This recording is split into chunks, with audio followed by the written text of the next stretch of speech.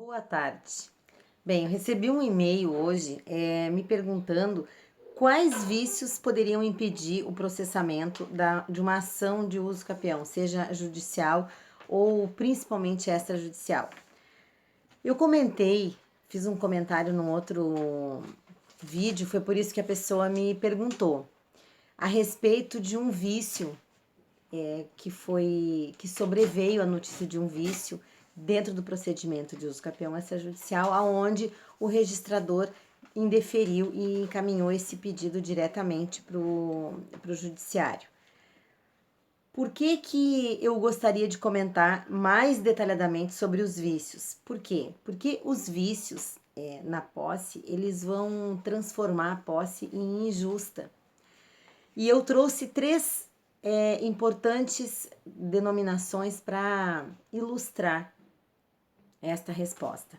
Bem, primeiro, a questão da posse violenta. O que é uma posse violenta? A posse violenta é aquela que a pessoa utilizou de violência física ou moral para entrar no imóvel. Por exemplo, para expulsar as pessoas que estão lá ou para se apropriar.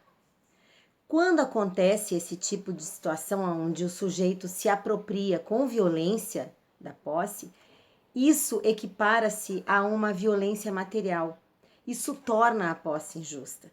Por essa razão, esse vício se perfectibiliza e pode ser transmitido, ele vai ser transmitido para uma outra pessoa que comprar aquela posse. A outra situação é da clandestinidade. Clandestinidade é aquela posse que é feita com artimanhas, ela é às escondidas. Num primeiro momento, ninguém percebe, mas daqui a pouco o sujeito está lá, utilizando aquele imóvel, ele precisou usar deste meio para entrar no imóvel. Ele ludibriou alguma pessoa, por exemplo, que foi mais ou menos o caso que eu comentei naquele outro post onde eu falo do indeferimento daquela ação. Essa situação, eu até frisei aqui, a questão da clandestinidade, ela não assegura direitos possessórios, porque a pessoa que adquiriu, ela adquiriu com aquele vício, a aquisição daquela posse foi com aquele vício, então não tem direito a essa proteção. O outro item que eu queria comentar é a questão da posse precária. Essa posse precária aqui é quando o sujeito ele tem uma relação de confiança com a pessoa. Ele foi designado, por exemplo, para proteger aquele bem, para zelar, para fazer a manutenção e utilizando desta confiança que ele tem com o possuidor, ele se apropria, não querendo mais devolver, não querendo mais sair do imóvel, por exemplo. Este é a questão da posse precária.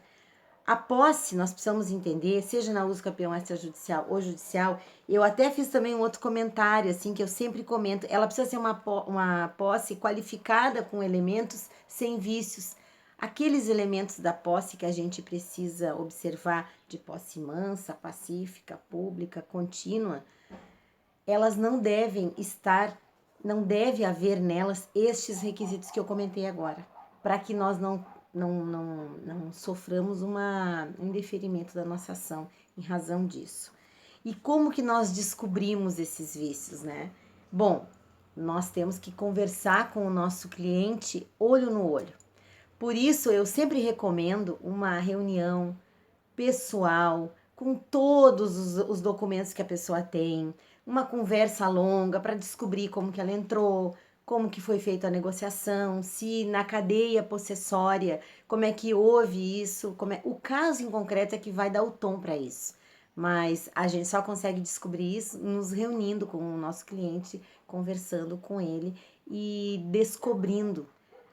Nós temos duas alternativas, ou nós simplesmente ignoramos o fato e vamos tentar encontrar um outro elemento contundente que anule aquele vício, o que é bem difícil de se fazer, não é impossível, né? Podem tentar quem quiser, mas é bem difícil de se fazer. O que nós precisamos observar, e vai ficar respondido para quem me perguntou, é que não é só um vício que impede a propositura de uma ação de uso capião extrajudicial ou judicial. No extrajudicial, um dos primeiros elementos que você precisa verificar é se o imóvel não é público. Depois você tem que entender, você tem que verificar se não existe litígio dentro entre o adquirente, um litígio naquele imóvel, que aquele imóvel não é objeto de litígio. Depois disso, observar a questão dos vícios na posse. Veja só, a gente precisa criar essa espinha dorsal da nossa ação e trazer esses elementos para que a gente possa ter espaço para desconstruir eles e montar construir eles dentro da nossa petição inicial, que vai ser o embrião da nossa ata, de forma robusta, sem dúvidas, para que fique cristalino para o registrador que a ação que você tem nas mãos, que está apresentando para ele, merece o deferimento. Bem, essa é a minha dica por agora. Se você ficou com alguma dúvida, me escreve, me manda um e-mail, não tem problema nenhum, respondo na medida do possível. E se ficou com alguma dúvida, algum grilo, me pergunta. Lá no site tem um monte de informação interessante, o nosso endereço está na bio. E por enquanto é isso. Um abraço e até mais.